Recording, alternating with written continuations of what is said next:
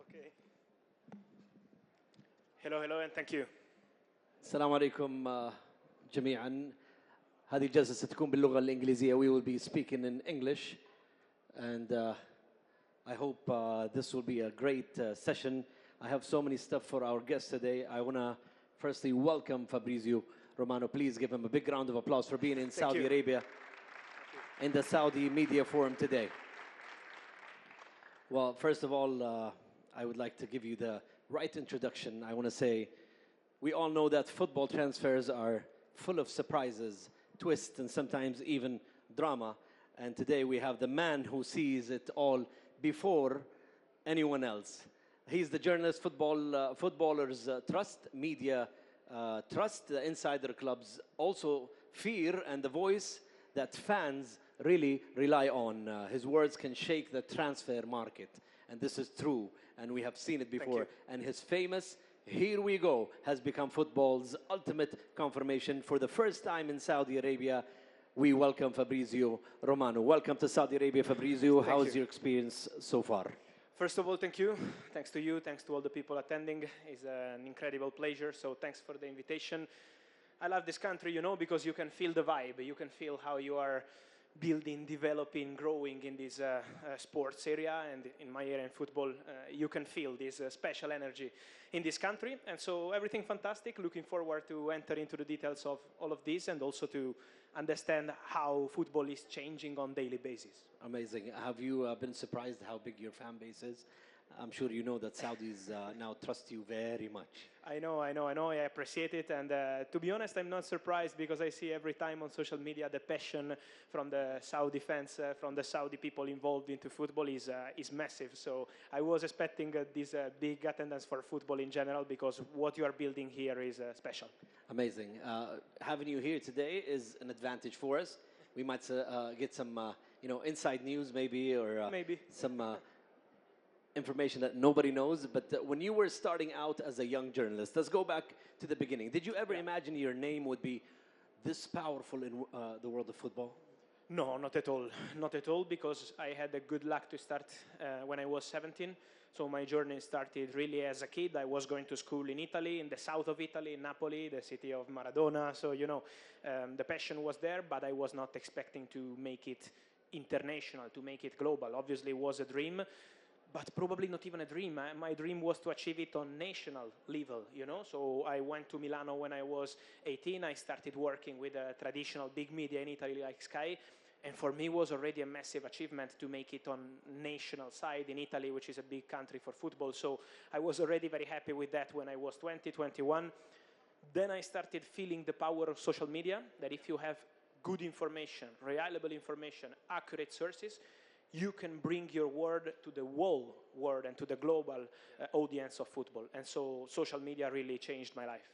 Amazing. Speaking of social media, you're always online, always tweeting or putting on Instagram some information and inside information. How do you balance your personal life as a journalist with that much pressure in your life? That's a good question, because it's not easy on the personal point of view. So the only secret and the only way is to make your private life, your personal life, your work life. So basically my day is always about football. Every single day, even if it's Christmas, even if it's my birthday like today, I'm here talking about football with you. So, for me it's not about which day it is. I don't even know the calendar or all these kind of things on the schedule. For me it's football 24 hours. I feel lucky, to be honest, because I love football since I was a kid. Thanks to my father, my family, I always had this big passion. So sometimes, you want to relax a bit, and maybe you can't, especially in the summer with the transfer window. But at the same time, football is my love, and so for me, it's always a privilege to be into this industry. Amazing. And football news is 24/7. So you might want to be awake 24/7. During your personal life, there is no balance, right?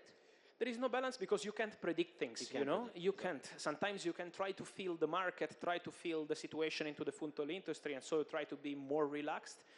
But in other moments, you can predict it. I always say one of the best news of my life, one of the best exclusive stories was in March 2023, when Bayern decided to fire Nagelsmann and appoint Tuchel as new head coach. That news was completely unexpected. There was not even one single leak in the media was a bomb, but it was in March during the international break, and I was not expecting anything. I was like, okay, now is international break, I can relax a bit, and I spent 7 hours calling people working on this news. So you have to be on point every day, every minute. Amazing. Becoming a journalist, you are one of the most reliable sources. Here we go. The slogan that Fabrizio is well known for, it became, something that everybody waits for. If Fabrizio tweets or puts on Instagram, here we go, there's news. Where did you get that from? How did it become a brand for Fabrizio? I love it just for one reason, because it didn't start with any marketing strategy. It didn't start with an agency suggesting me to have a brand or anyone telling me do your mark on your trademark for the news. It was just with the people following me. That's why I love it. I was on Twitter at the time, tweeting a Manchester United story. I don't even remember which one, because it was not planned. So I was like tweeting every week, and negotiations, one more bid, and negotiations, bid rejected all the time. And then when the story was over, I said, okay, finally the deal is done, and here we go, like, okay, we finished the story. And all the people started reacting in the comments like, okay, can you say here we go also for Arsenal, Real Madrid, Barcelona, Bayern? And so I said, okay, let's go from there. Every time I feel the deal is agreed, here we go. Here we go. And it became a global brand today that is Fabrizio known for. Yeah. Great. Have you ever felt pressure or fear when breaking a big story? I feel the pressure sometimes more than for the story itself, so more than about sharing the story and maybe feeling I could be wrong. I never feel this pressure because at the end of the day I do my best job possible on every single news.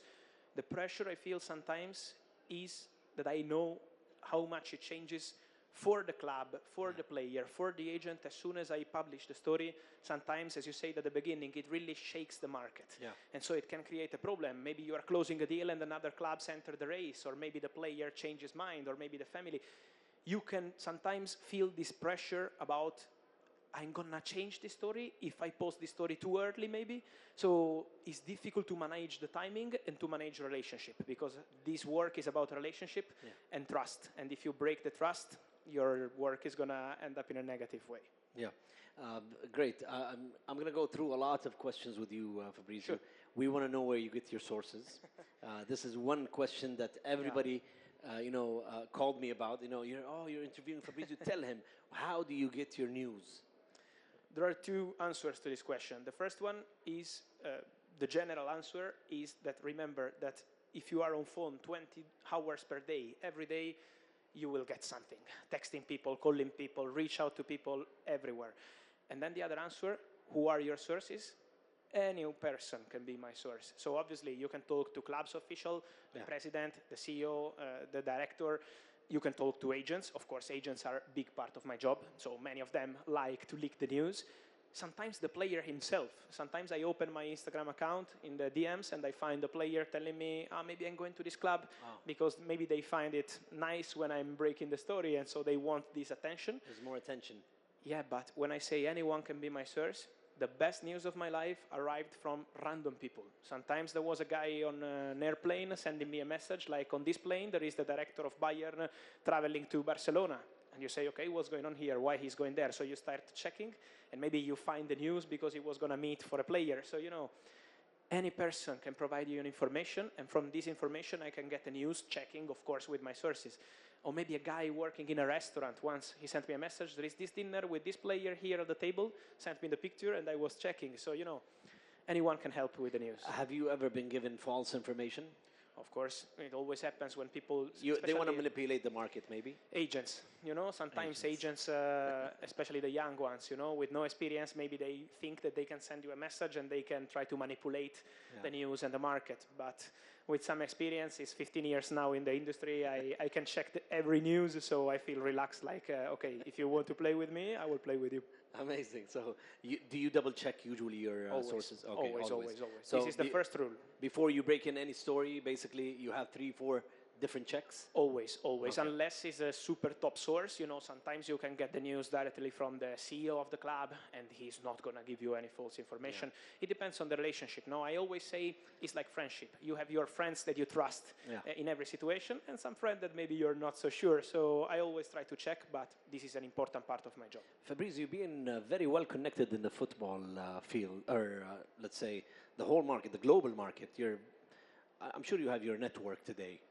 Are you an agent? I heard rumors that you are a player's agent. No? I never got one single euro from a club or an agent in my life. No, so I'm not an agent, and I can tell you here, I will never be. So unless something crazy happens, I will never be. They offer me many times to enter into the game, directly into the industry.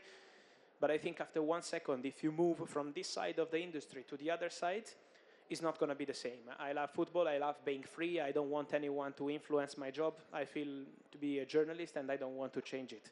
So no, I'm not an agent. I will never be an agent, and I will never be into the deal. I will be the guy watching from outside and trying to get the news at the right moment. But they make big money. They do, yeah. They do. Good for them. Where do you get your money from? What's the benefit of being a trusted source? I try to explain you my business model. It's what I started since I was young, but I always say that for me the news must be free. So I never, ever wanted to create an app called Fabrizio or Here We Go or something like that, pay the money every month or every year and get the information there. I always wanted to do... I always went to... yeah, it could be a good idea, but there is a better idea for me. The first one is that people should not pay for news for 2 reasons. I think, first of all, because the news is for everyone, and this is the first rule into the world, as I can see it. And the second, there is a lot of people who maybe can't pay that money for the news. And, I think the real passion of football starts from people with no money, being happy with a ball in the street and just scoring a goal, or maybe watching a game and feeling happy. If you see that, I always believe that people should not pay for the news. So what happens? My model is try to bring the news to as many people as possible, big following, many people looking for the news, and then have some partners. So the sponsors can put some AD, some marketing on my accounts, and then obviously we can integrate into the activations I do. But it's never, ever paying for the news. This will never happen with me. So where does Fabrizio make money from? From the sponsors collaborating on my page, because you have many people following you, so it's millions of people, so they have interest in showing maybe, I don't know, a Champions League. For example, a Champions League sponsor. There are many. I work with many of them. I work with Heineken, Pepsi, Gillette, and many of them. Every time they want to show maybe a product, they want to show a player who is part of their roster, and so they want to publish how powerful they are by signing this player, and I can give them the announcement. All these sort of things helping me to grow my business, but also never impacting on people watching the news. Amazing. Anytime you feel like you want to drink water, we have an hour, so feel free. You are in your second home today. I see. Let's talk about Saudi Arabia, but before that, I want to ask you, you are an Italian. What are you doing in Madrid all the time? I go to Madrid because for me is by far my You're favorite close to city. Real Madrid? No, I'm close to every club. Now I have relationship everywhere, so it's not about being close. I really like Real Madrid. I find Real Madrid a fantastic club. You can feel the organization. If you have the chance in life once, guys, to go to Madrid, you can feel how different is this club compared to all the others in Europe. There is no confusion. Everything is very regular, very serious. It's completely different compared to many others. So I love the city. Madrid is a wonderful city. I love the stadiums. They have Atletico and Real Madrid, the 2 fantastic stadiums. And then all football people always go there, you know? For example, for a Champions League game, I go there, but the whole day before and the same day of the game, I meet like 20 people. Have a coffee with one, lunch with the other, dinner after the game with the other. Networking is always crucial for me, so Madrid is an important city. Amazing. As a journalist, you must keep your network hot. Always, always. And, developed all the time. Develop, keep your friends active, so you never have to think, okay, I know that guy, I will not send him a message, I will not call him, because at the end of the day, someone else can come and jump in, no? So you have to keep your relationship alive, and then try to create new ones, because football world is always evolving. Who is powerful 5 years ago is maybe not powerful at the same level today. So you need to always reach new people and approach new people to make sure your network is updated. Amazing. Speaking of Madrid and your love to Madrid that I see, Yeah. I've done some due diligence and I've done my homework. I went to your Twitter page or X page. Yeah. The most that you have tweeted about, the most club is Manchester United. Yeah. I'm not surprised, to be honest, from this Why research. is that? Because they always do a lot of confusion recently on the market. Let's be honest. It's sad because it's a huge club, Yeah. but in the last 6-7 years there was a lot of confusion. When you do confusion, it's a lot of negotiations. You know, take the summer window of Real Madrid. Mbappe, stop. Game over. You don't have a leak. You don't have a news. You don't have an update. On Man United, they negotiate for 7 players. They sign for it. For a deal collapse, then maybe they try a new one. They maybe call a new coach. There is always something happening at Manchester United. And when there is always something happening, I don't think it's a good news for the club. No. It's a good news for the journalist because you have many things to say, but not for the club because you can't feel the order that you need. Okay, but that doesn't mean that you're a big fan of Manchester United, right? No, I'm not into it really. For me, the only thing I'm fan is the news. If I break the news, I don't care about the club, the shirt, or the player. You're very political with your answers with me, but it's okay. The reality. We'll spice things up in a little bit. I'm taking it very easy with Fabrizio, so until he feels home, and then I'm going to break in. I'll try to practice my job. Let's talk about Saudi football and the global impact of Saudi Arabia. First of all, do you have any Saudi friends? Of course, I have many Saudi friends. Yeah. It started to develop, of course, since Cristiano arrived. Before, for me, it was more complicated. Then, since the arrival of Cristiano, I had to create connections in Saudi, and so I came here already once. I started texting and calling many people from Saudi. How open they are to this new building this new project around football is fantastic. So you can feel, as I said at the beginning, the energy, how they really want to do something special. And so for me as a journalist, it's even easy to connect, to start having a good relationship. I love when it's positive for both sides, for the country, for the person talking to me, and for myself, of course. Okay, I know some Saudi players. If you need any information, okay, yeah, I'll let you know. I will text you. I'll text you. Okay, Saudi football. I want to speak about, of course, the global highlight of Saudi Arabia hosting the FIFA World Cup 2034. What do you think about that? Massive, fantastic. I'm really happy for this opportunity for this country. Every time I speak about Saudi in Europe, I still have a feeling that many people maybe don't understand what's really going on here. It's not just about bringing top players and trying to create something special on the pitch, but there is a long-term plan. And sometimes in Europe, people is used to underestimate what they do in other countries because maybe we feel as European people owners of football, but football is for everyone. Football must be everywhere. And so I think it's very healthy to see new things happening around the world. And here in Saudi, the project is massive. This World Cup will be insane. I hope to be here. Of course, I want to be here. But in general, what is already happening now to prepare the road to this World Cup, you can feel the vibe everywhere. You can feel talking to the people. You can feel when you see the kids. I always say that the kids are the real correct way to understand where a movement is going. When I was here in Saudi for the first time, for the game between Saudi All-Stars with Cristiano on the pitch and Messi with PSG on the other side, I was surprised by the number of kids at the stadium, super excited, even to meet me. I was like, okay, what's going on in this side of the world? There are kids who are following transfer news and not just on the pitch. Yeah. This passion makes the difference and will bring you to this World Cup in a special way. Of course.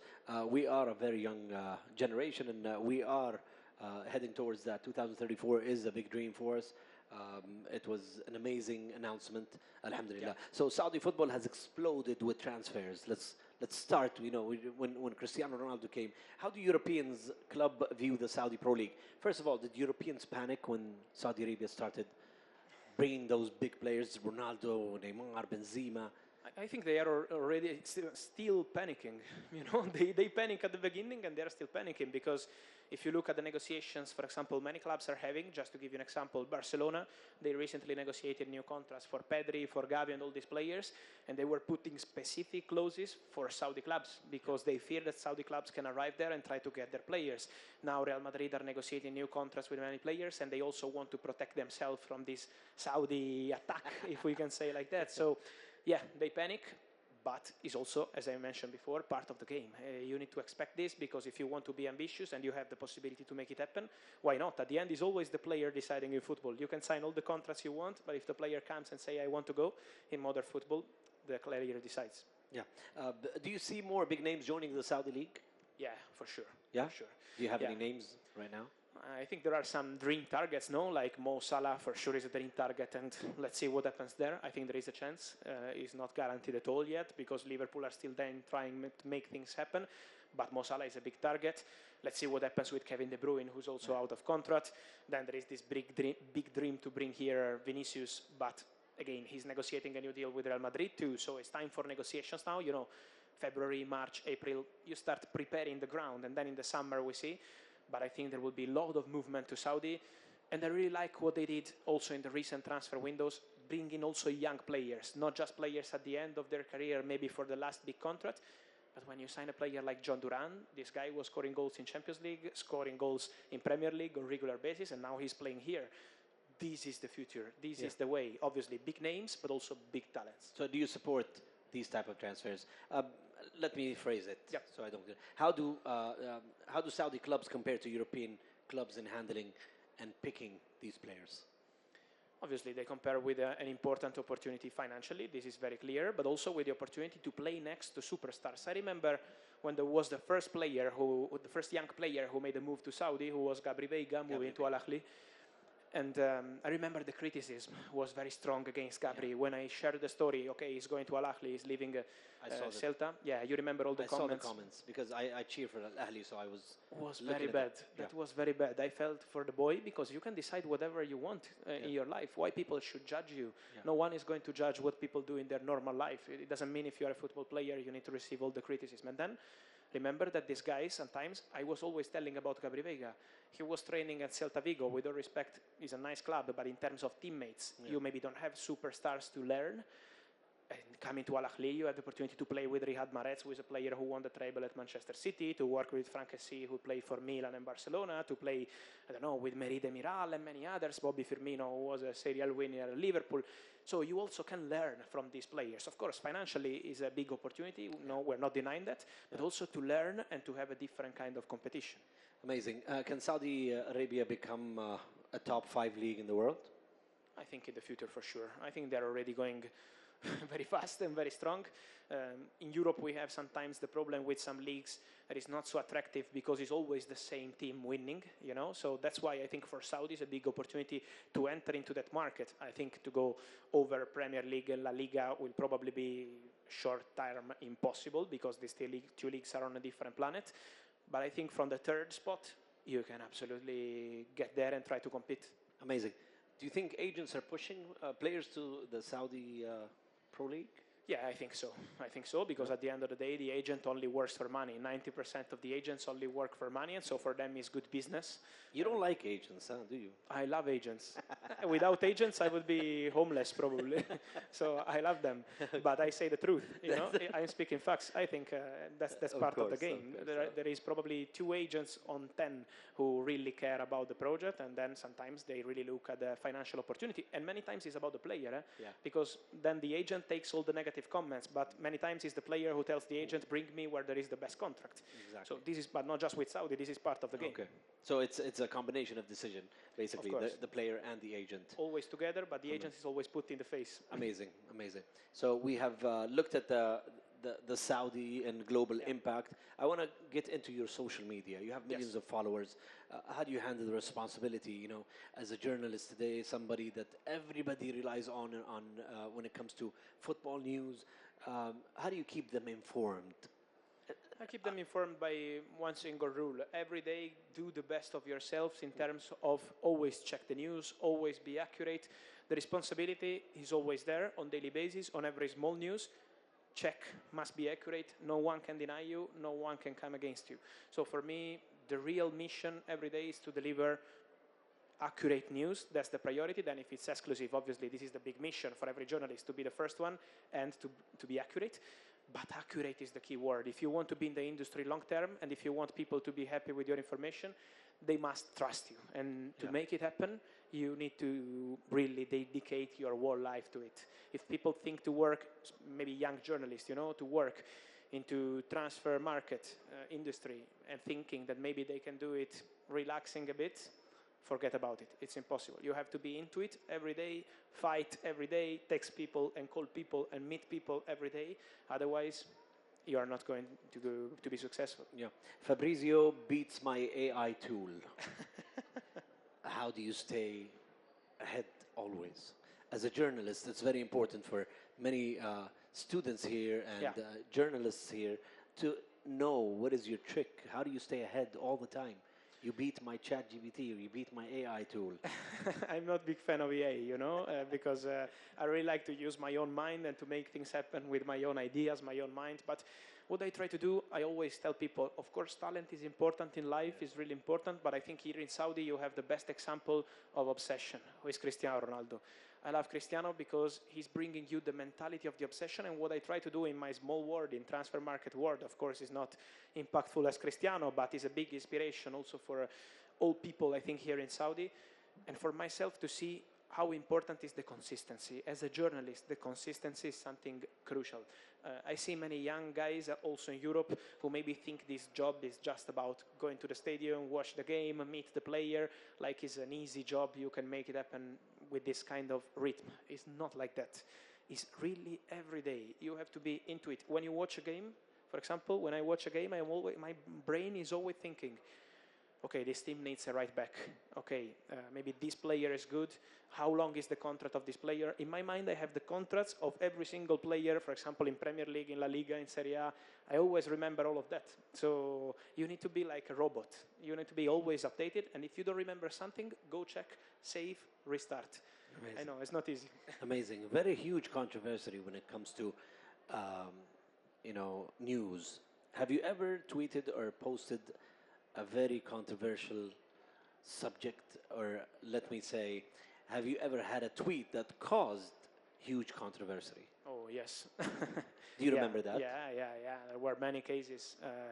Controversial in terms of creating a problem to the club. It always happens. It always happens. They always try to stop me. One of the recent cases I can tell you was last summer when Tottenham were signing Solanke as new striker from Bournemouth. Was a record signing for Tottenham, so an important deal, English player, so really powerful for England. And when I shared the story from Bournemouth, they were furious with me. They were like, okay, but what is this? It's not true. They didn't make a bid. We are not negotiating. The player is staying here. I was like, I'm sure of what I'm saying. The boy is going to Tottenham. No, we are going to deny on the English press. So it was me against the club in one sense. And then after 2 days, he was there with the shirt of Tottenham signing the contract. So, sometimes the club try to protect themselves because maybe they are not at the end of the negotiation yet. This is the difficult part of my job because I want to respect them, but sometimes if the news is there, the news is there. I have to tell people. Yeah, you had to tell the people. Yeah. Even if they deny it, you're. If I'm sure, yes. If I'm 100% sure of my source, yes. That's also a difficult part of the job. You need to trust the right people. Exactly. Because sometimes there is big people involved, club, agent, player, but you need to trust the correct one. When you compete with clubs, insiders, agents, and everyone, you're just competing, you against the world basically, because you are a person. Yeah, right. I don't feel. Yeah. My question is, what advice do you give journalists today that are part of this journey? Fabrizio for us is a trusted source, but he is a person and he is fighting against a lot of things and a lot of people in the market. What do you advise young journalists today? That the first approach you have to keep in this sort of situations is always go for the correct information. If you have a correct information, no one can stop you. No one can stop you, and they must respect you. This is absolutely part of the game. I will tell you one more case that makes you understand how really this is important. When I was doing that story I told you before about Nagelsmann being fired and Tuchel coming to Bayern, I was trying to check that news many times with the club. The news was not coming from Bayern, it was coming from outside. So I was trying to reach out to Bayern to tell them, okay, I have this information, so let's do something because it could be massive for your club. They didn't reply. 1 message, 2 message, 10 message, never replying. 1 minute, 2 minutes, 1 hour, then I can't wait too much because I was 100% sure of my source. Then the agent of Nagelsmann was also not replying. No one was texting me back. I said, okay, I trust my source, I publish because I was 100% sure. After 1 second, they started calling me from the club, the agent, all of them. What did you do? What is this? What is that? From Bayern, the director was furious with me. He said, like, why you are doing this to us? Well, okay, then it was true. The following day was a training, but the problem was that Nagelsmann, the former coach, didn't know yet that he was going to be fired. So the problem for Bayern was that they were meeting the new coach, but they didn't tell the former coach. The former coach. So Nagelsmann did an interview the following day, like I was on mountains with my girlfriend, because it was international break. I was on mountains, I wasn't expecting anything. I opened Twitter and I see this news. I say, what's going on?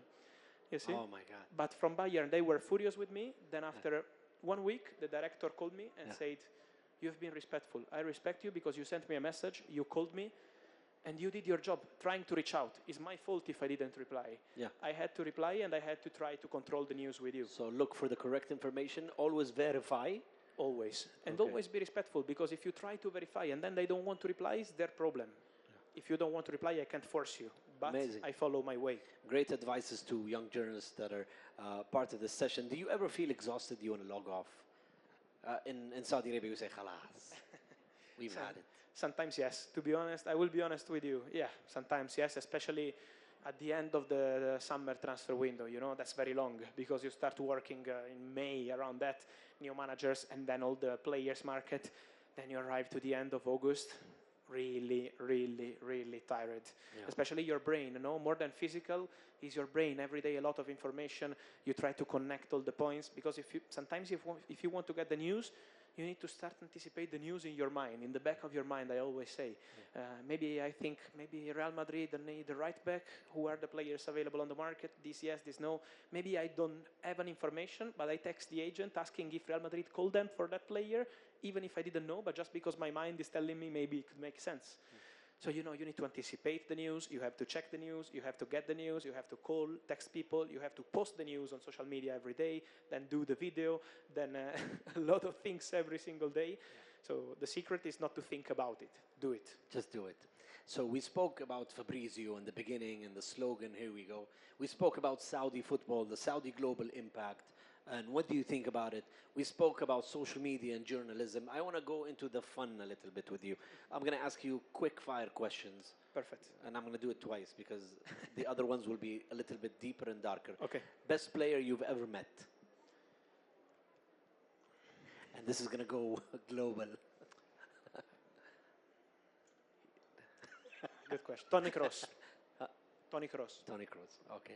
Worst kept transfer secret in history? Worst kept. You're good questions, huh? You're very good. Worst kept, I would say, in history, ever, or whatever recent. comes on top of your mind, even if it's very close.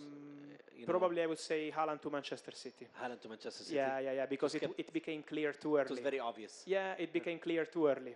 Yeah. It was in April, and then they announced the deal in July, but we spent 3 months already new in the news. Everybody knows. Okay, so it is the worst kept transfer in history. Most surprising move you ever reported, Fabrizio? Cristiano back to Man United.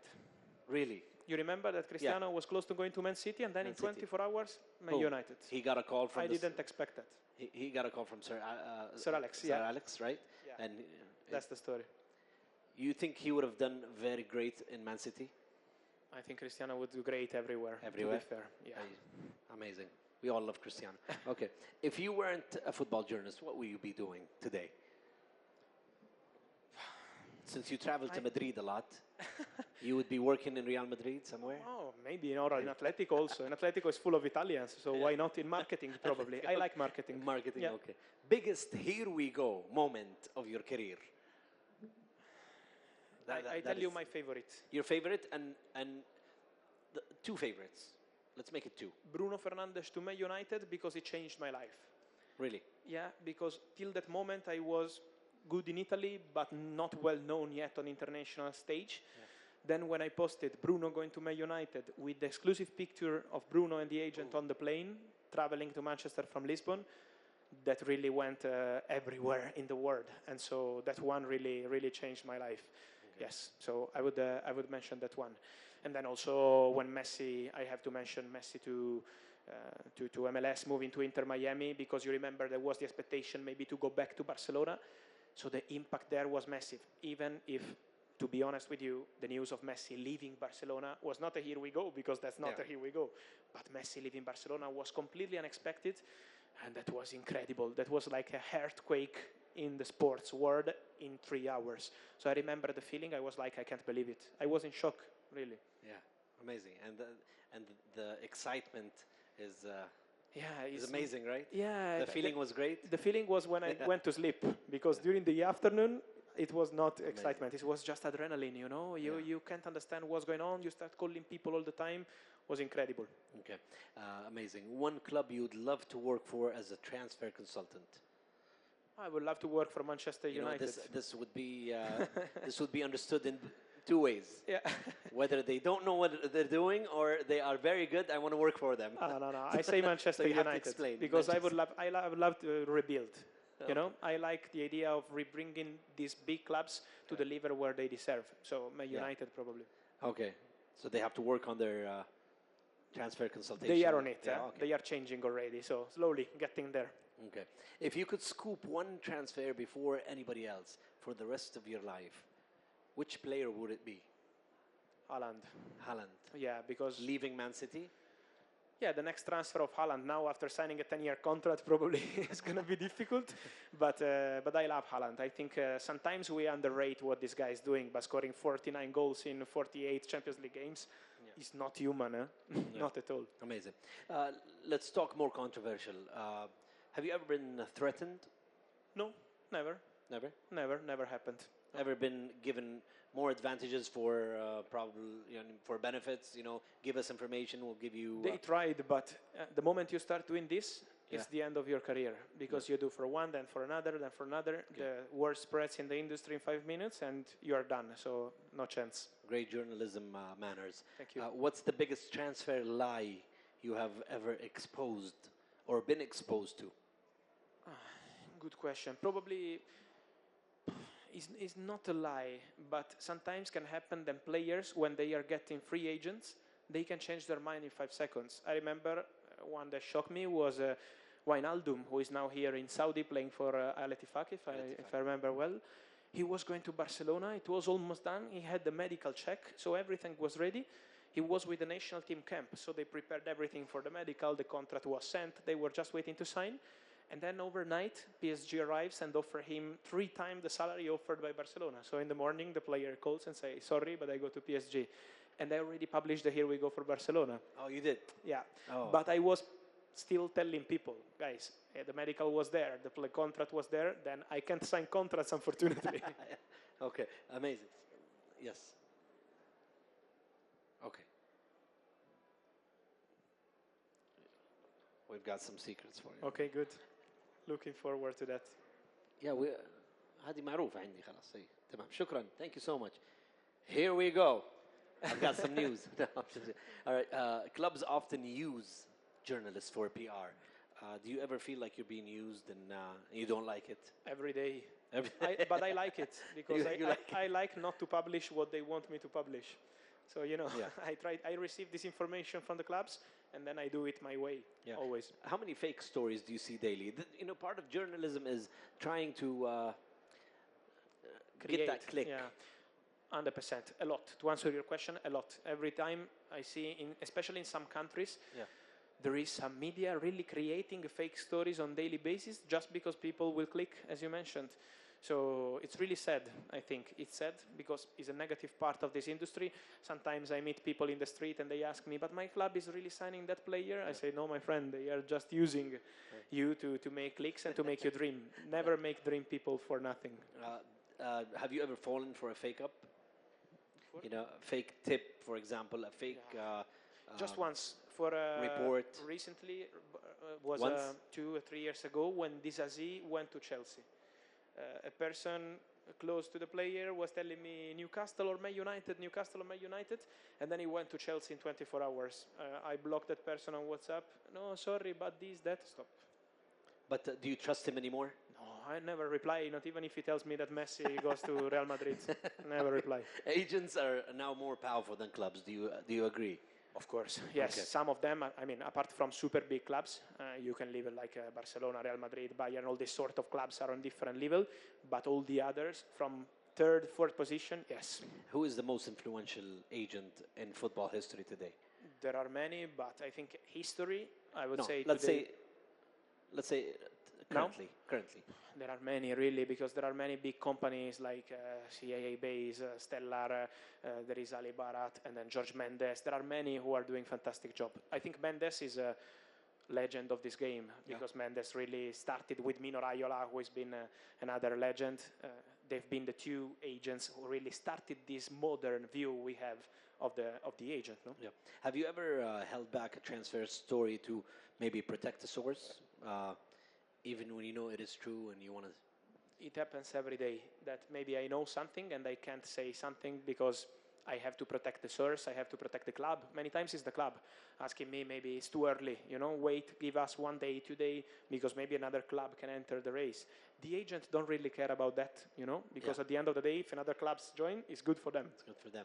For the clubs, financially. For the clubs, it's not good. So sometimes they ask to protect, and I always try to do that, because the most important part is all parties are happy. Amazing. Some critics say Saudi football is just throwing money. What do you think? I don't agree at all. I think there are super top players here. The project to build something special is very clear for the future. Young players too. So it's not just you are signing 38 years old player just to maybe complete their career. It's completely different view. So I completely disagree with this. What do you think of Al Hilal? The Real Madrid of Saudi. What do you think of Al Nasser? I have to say that. Thank you. No, Al Nasser is what is building is really, really good. I think in the last year, the progress they made, Al Nasser is huge, because of course you have Cristiano, but build around Cristiano.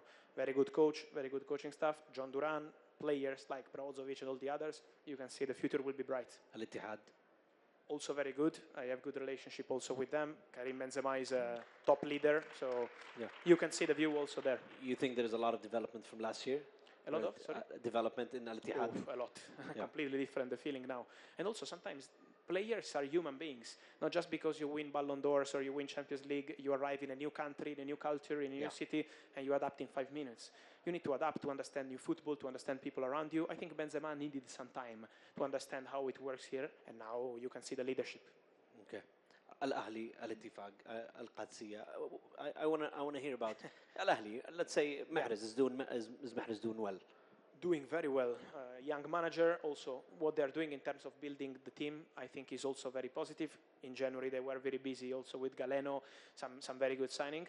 And then, as I said before, for Gabri Veiga, you can see the view. They signed 2 players from Italy. I'm from Italy, so to see players like Kessie, who was at Milan, then Barcelona, but former Milan player, Demiral, these are real players who can contribute immediately. So I really like the strategy also there. 4 teams. Do you know any news or insights about Al Hilal, Al Nasr, Al Ittihad, or Al Ahli? It's too early. You've got to give me something. It's early, but I tell you that I think, for example, Al Nasser will sign a top winger in the summer, but top level winger. Al Hilal obviously have a spot now free after Neymar left, and so I expect also Al Hilal to do something big. So Al Nasr has a top winger. Yeah. They tried to sign Mitoma from Brighton. Brighton said no. For Rafael Leao from Milan, they started calling. It was impossible in terms of timing in January, but maybe it could be a player they still appreciate for the future. So, winger. Do you think players reject the Saudi Football League because of outside pressure sometimes? Sometimes, yes. Now less, but at the beginning, sometimes, yes. Because at the end, there was a lot of pressure at the beginning from Europe, a lot of criticism. What Gabri Veiga suffered is crazy. I still think that. So sometimes other players maybe feel these negative opinions from Europe, and maybe they can reject the move. Okay. So do you think European clubs are afraid that Saudi Arabia will become the new football superpower? Some clubs, yes. Other clubs really go on their way and are not scared. But many other clubs, maybe the mid-level of European football, is scared because at the end of the day, I told you before, you are signing John Duran, who is a striker for Aston Villa, playing in Champions League, competing for highest level in Premier League. He's now in Saudi. So you are impacting them. If I talk about your football experience today, which club spends money the worst? Maybe I know your answer by now, but... I think recently has been Man United, unfortunately. Yeah. All right. The dirtiest trick you've seen a club use to sign a player? Sorry? No, I didn't listen really. Okay, and let me rephrase that. Okay. The worst trick a club used to sign a player. The worst. I said something else, but I'll keep it at the worst. Look, that's a good question because sometimes maybe they can try to sell a project where they want to get to a level they also know they will never get because it's impossible. They usually happens in England, for example. Or maybe sometimes they have a problem with financial fair play in Spain. Financial fair play is a big issue they have, for example, in La Liga. Look what happened with Dani Olmo in January. You sign a player and you need to register him in January. So what is this? Playing 7 games in the first half of the season, then register again. So sometimes they have this kind of trouble. Yeah. Amazing. Back to journalism. One mistake that could ruin a journalist's credibility. Publishing fake stories, for sure. That's very clear. You can make a mistake, but... You can make a mistake, but you should never make it twice. Otherwise, you are not making a mistake, you are making it almost on purpose. So your journalistic culture is not correct. Okay. And then never, ever accept €1 from people involved in the transfers. Because I hear many stories of people in football trying to maybe, influence the media. For me, this is absolutely unexpected. You have to be free, always. Amazing. I have many questions. We have 10 minutes left. I'm trying to wrap up very well. Do you think one day we'll see a €1 billion transfer? Maybe. I would not say no, but at the moment it's still far. Okay. Okay, I'll remove that question because I've pressured you so much today, Fabrizio. No, Would you like some water? No, I'm okay. We're going into the multiple choice question It's now. fine. Okay, all right. Bismillah. We have some, I'll give you 2 answers. Okay. And then you'll choose one. This is, a rapid fire, pick one type of question. Okay. Who's more powerful in football today, agents or club owners? Agents. If you could break one of these transfers first, which would it be? Mbappe to Real Madrid, or is it Pep Guardiola leaving Man City? Mbappe to Real Madrid. Okay. Why? Because a player is always more attractive than a manager. All right. What's harder to deal with as a journalist, fake transfer rumors or angry club officials? Angry club officials. Really? That's the big problem for me now. You faced it? Yeah. Are you facing it? Every day. It's very difficult, trust me. It's probably what will make me retire one day because it's too much pressure. Okay. So journalists do get that pressure. Yeah, because it's not a negative pressure. It's just that if you are a nice person, you don't want to disrespect another nice person. Yeah. So I have the information, but if a friend of mine tells me, please wait, please, or you create me a problem, Fabrizio 50% journalists say I have to give the news, Fabrizio 50% say he's my friend, I don't want to create a problem to the club. It's difficult. Yeah. If you could only cover one league's transfer forever, you sign exclusivity, which would it be? Premier League, La Liga, Saudi Premier League? Premier League. Okay. Which club is tougher to get transfer information from? Real Madrid or Manchester City? Real Madrid. Yeah. It's hard, Ooh. But you're in Madrid all the time. That's why, because I need to try to create connections. Okay. What's the biggest factor in modern transfers? Money or ambition? Money. For sure. Period. Okay. Who has more influence over transfers, players or their agents? Both? Both, yeah. Because as I told you before, many times the answer is agents, but at the end of the day, agents is always doing what the client wants. Yeah. Which transfer rumor was the biggest fake news? Ronaldo back to Real Madrid, Messi to Saudi Arabia. Ronaldo back to Real Madrid.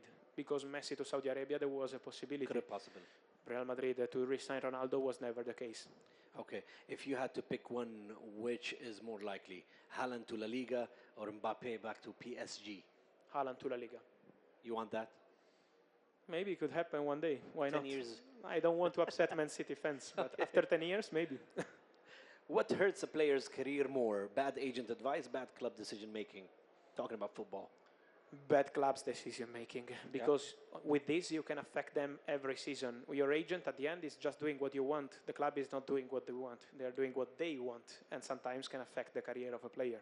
Okay, and the grand finale multiple choice question, as always, Messi or Ronaldo? Maradona. I'm from Napoli, so. Okay. Sh- Everybody has a question. Shall we open it for 5 minutes? Yeah, no But problem. I have one more grand finale, one last shocking revelation, please.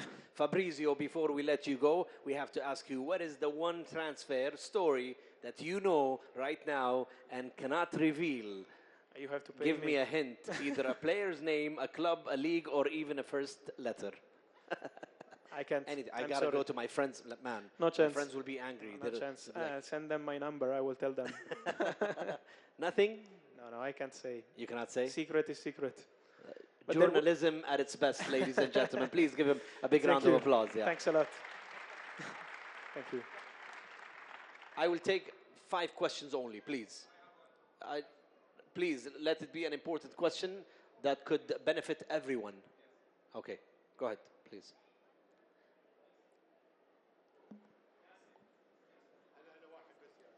One question, please. Yes, sir, thank you. Fabrizio, it's been a wonderful day for the audience. Wonderful day. My name's Thomas. The answer to the question is not going to come, I know. You just said it. I've got a son in Scotland, Ross Thompson, who wants to know who Arsenal's number 9 is next summer. Sorry, I didn't understand. My son Ross in Scotland wants to know who Arsenal's number 9 Arsenal. is going to be next summer, yeah. I understand Arsenal fans because it's been a difficult market in January. Yeah? They wanted a striker, they didn't sign. I can tell you that there are 2 names top of the list. One is Alexander Isak at Newcastle, but obviously it's a difficult one. It's going to be tough. And the other one is Benjamin Sesko. And I think Sesko can really leave Leipzig in the summer. So my penny is that Sesko could be a really concrete option for Arsenal. Great. Oh, Ross, there's your answer. Thank you. I'll send him the video. Thank you. Say hi to him, please. Let's. Please. Thank you. Ciao Fabrizio. Fabrizio, a month ago there was a transfer in basketball that shook the world. Luka Doncic from Mavericks to the Lakers. Now, when that happened, nobody knew about it. The whole world was shocked, to the extent that some people said this is the essence of sport. And I've saw some videos of people accusing Fabrizio of destroying this, great passion in such transfers in the world of football. What do you have to say about that? A good question. Yeah, good question. And I have to say that it's not Fabrizio destroying, it's journalists destroying. Then if other journalists are not good enough to destroy, it's their problem. But journalists are trying to get news every day. It's not only Fabrizio. Then I put the big face because people is always watching my account. But I can tell you that there is people from every country, every media, every paper trying to get the news. So it's not me, it's journalism. So or we say, we all stop, but I think many people will be without work. So I don't think that's going to be possible. Or why should I stop? It's like saying stop Real Madrid from winning Champions League. Why should they stop them? We need a basketball Fabrizio. That's what we need. in Maybe this, the culture right? there is different. Thank you so much for the question. Let's take, please, the black shirt.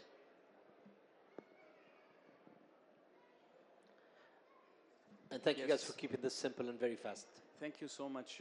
We need to say about the historical moment in Saudi football about Saud Abdul Hamid when he played in the Rome. So tell me more about this story. What do you think? Oh, I think it's a really interesting transfer. I hope he will have more opportunities because at the end, when he had the chance to play at Roma, he did very well. Especially one of the last games he had the chance to play, he was very good. Then, I'm from Italy, and I know that the culture sometimes in Italian football is always to play old player, guaranteed player, maybe from Italy because you feel more protected as a coach. So that's why I think he didn't find a lot of space. But as a transfer is massive. To bring a player to Roma, to have this visibility, I think this is a really important point for Saudi Arabian football. You have to bring players to European top clubs to create a culture and also to make these clubs feel comfortable signing other players. I always give the example of Kvaratskhelia, for example, from Napoli. No one was signing Georgian players in the market. They were not trusted as top players, but then Kvaratskhelia goes to Napoli. He wins the title for Napoli. He becomes a superstar. And then many Georgian players start to move into important clubs around Europe. So you need to create a culture also exporting players. And Saudi is the beginning of something that will continue for Saudi for sure. Amazing. Inshallah, we see more players, going to international leagues. We'll take one more question because we are about to run out of time. Please, the lady. Yes, you're raising your hand. like me. Of course. Please. You Hello. can stand up, please. Mona Lisa Freihan, Nahar newspaper. Who do you think will reach the final league, Premier League? شو اسمها? Who will win the Premier League? I will give you my You prediction. will rephrase the question? Okay, go ahead. Actually, no, the question was different. Basically, you mentioned earlier about United having 7, 8 transfers, rumours in the transfer market and so on, and end up signing 1 or 2, whatever it may be. How much of that do you think is actually fact? Or how much of it is journalists or people writing online knowing that anything about United gets traction and clicks? It's a good question because sometimes it's full of fake news, especially about Manchester United is full of fake news. But I can also guarantee to you on the other side that is full of news that don't come out in the press. So when a club is in confusion, as it happened to Man United, I think not last summer, but for example in the last 5, 6 years, many times I remember there was 1 week, I think it was the market 2021 probably, they started calling when they signed Anthony, they started calling for Arnautovic, they started calling for Rabiot, they started calling for several players. They were in total panic for 1 week. This is not how you run a top club, a global brand like Manchester United. So when you start calling from several players for one position, it means your ideas are not clear, and it means for journalists it's easy to say, Man United tried for this, and that, because it's the reality, and it doesn't look good for the club. Amazing advice for journalists as well who are here with us today. Ladies and gentlemen, it was a pleasure having you. Thank you so much. I want to just say something before we go. What do you say to Saudi people who are here today, who are watching you over, the internet, and who will see these videos later on tonight? My message is keep going, because I say this at the beginning, and I will say also now at the end. I can feel the vibe, I can feel the energy, I can feel the intention, I can feel the passion around football. This is the way. Keep going. It takes time. So everything has been really fast in Saudi so far. In less than 3 years, you started building something huge. You have to keep going, because in some cases, as we said for Saud and others, you need patience. It takes time to build a culture, but you are getting there already in a fast way. So keep going with your passion. Passion is the crucial part. Again, when you see the kids happy, it means you are doing something special. This is the way. Amazing. And we feel special having someone like you, Fabrizio, being here with us today. We're really happy. And out of, Saudi known generosity, we would love for us to celebrate your birthday today. We say happy birthday. Thank you for being with us in the Saudi Media Forum. Thank you. Happy birthday to you. Thank you. Happy birthday to you. Thanks. Happy birthday, happy birthday. Happy birthday to you. Thank you. Oh, thank you.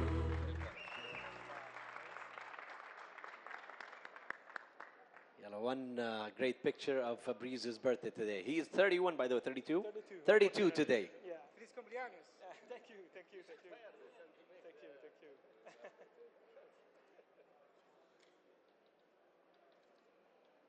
Thank you. Thanks a lot. Thank you. Thank you. Thank you. Thank you so much. Big round of applause for Fabrizio Romano, one of the best sports journalists in the world today. Thank you so much. Thanks again. Thank you. Thank you, my friend. Thank you. Thank you. Thank you.